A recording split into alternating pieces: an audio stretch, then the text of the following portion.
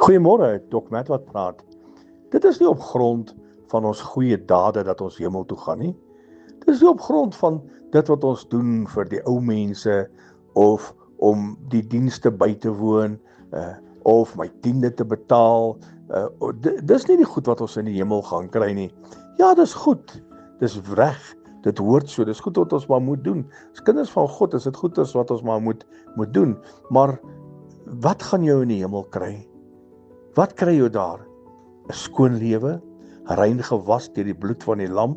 Jesus jou skoon gewas het, jy het jou hart en lewe vir hom gegee. Jy's 'n navolgeling van die koning en jy het dan na jou bekering het jy jouself laat doop soos deur die Jesus gedoop is. Dis die goed wat belangrik is. Dis die goeders wat gaan saak maak. Dis die goeders wat gaan tel in jou lewe, nie jou goeie werke nie.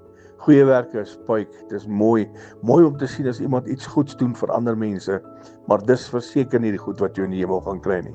Maak seker jy is uitverkoop, maak seker jy leef vir die koning, maak seker jou hart en lewe is skoon, maak seker as die bassein blaas, dat jy sal saamgaan na ons ewige tuiste, nie jou goeie werke nie, maar 'n skoon lewe voor die koning van konings. Herlewingsgroete.